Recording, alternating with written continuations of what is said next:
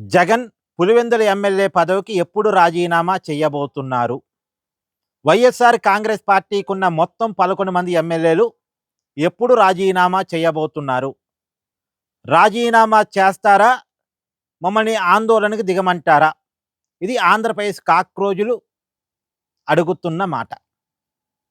అసెంబ్లీకి వెళ్లకుండా జీతాలు తీసుకుంటూ, అలవెన్సులు తీసుకుంటూ, సెక్యూరిటీ తీసుకుంటూ, రాయితీలు పొందుతూ, ఎమ్మెల్యే స్టిక్కర్ కారు కతికించుకొని ప్రోటోకాల్ పొందుతూ, ప్రజా సమస్యలు ప్రస్తావించడానికి అసెంబ్లీకి పోకుండా, బాధ్యత లేకుండా ప్రవర్తిస్తున్నటువంటి వైసీపీకి చెందిన 11 మంది ఎమ్మెల్యేలు రాజీనామా చేయాల్సిందే.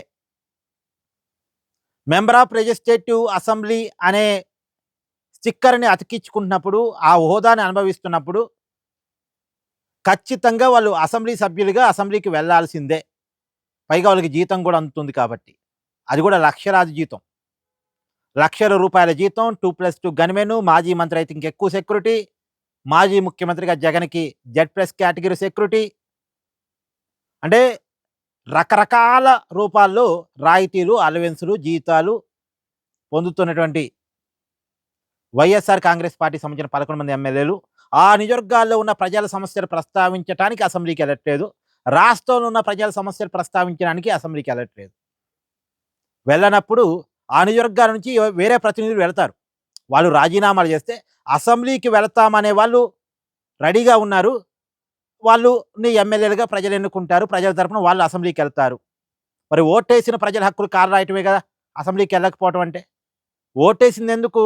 అసెంబ్లీకి వెళ్ళమని చెప్పడమే కదా.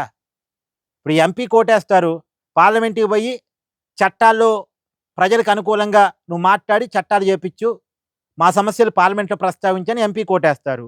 అలాగే ఎమ్మెల్యేకి ఎందుకు ఓటేస్తారు?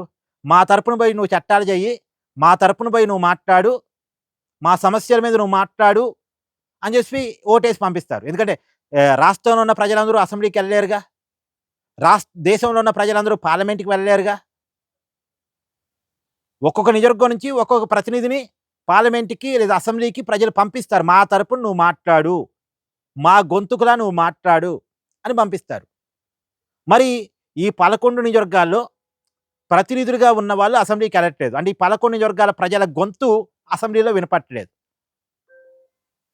అలా వినపడకపోవటం అనేది ప్రజల హక్కుల్ని కాలరాయటం. ప్రజలు ఓటేశారు, ఓటేసిన ప్రజల హక్కులు కాలరాయటం. కాబట్టి ఇమ్మీడియట్‌గా వాళ్ళు పదవులకి రాజీనామా చేయాలి.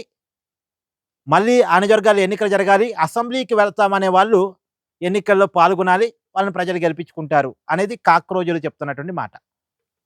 మరి ఎప్పుడు రాజీనామా చేస్తారు? మరి ఈ డిమాండ్ ఎక్కడి వరకు వెళ్ళిద్ది అనేది చూడాలి.